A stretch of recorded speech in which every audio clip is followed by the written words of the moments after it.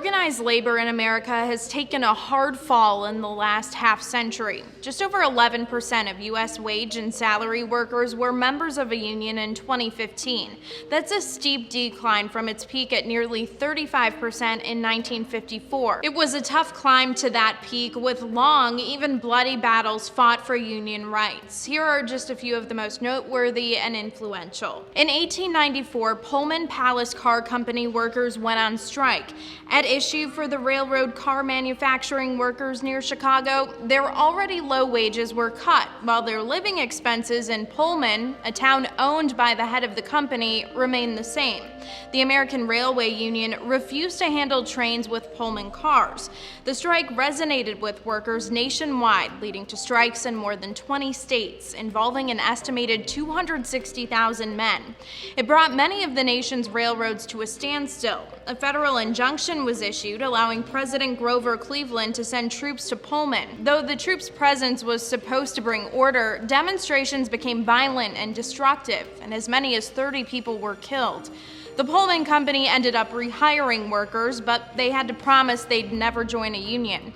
The town was sold off after the Illinois Supreme Court ordered the company to sell it in 1898. While some cities and states were celebrating Labor Day as much as a decade earlier, President Grover Cleveland signed a bill into law making it a federal holiday in the midst of the Pullman Strike. Just a few years later, mine workers in eastern Pennsylvania wanted higher wages and shorter workdays, among other things. But owners of the companies wouldn't meet with the union, United Mine Workers of America. So the workers went on strike in May 1902. It led to skyrocketing coal prices, and by fall, President Theodore Roosevelt was convinced the prolonged strike could have huge political ramifications in the upcoming election. He ended up meeting with both sides of the fight, but couldn't reach a deal. But both sides ended up agreeing to follow the findings of a commission set up by Roosevelt.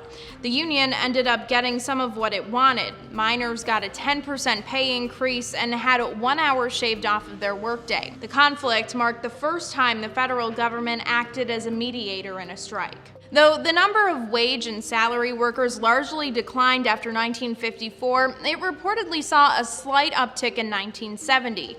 That's the same year a very public labor dispute gripped the nation. New York postal workers voted to go on strike on March 17, 1970, after the U.S. House of Representatives voted to increase its own pay by 41%, while limiting postal workers' wage increase to 5.4%. According to the Office of the U.S. Postal Service Inspector General, over 150,000 workers from 671 locations went on strike.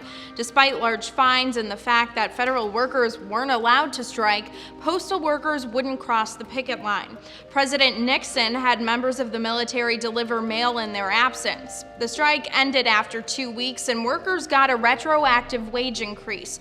Congress also passed the Postal Reorganization Act, which allowed collective bargaining and provided the opportunity for workers to reach the top of the pay scale in 8 years. For Newsy, I'm Lauren Stevenson.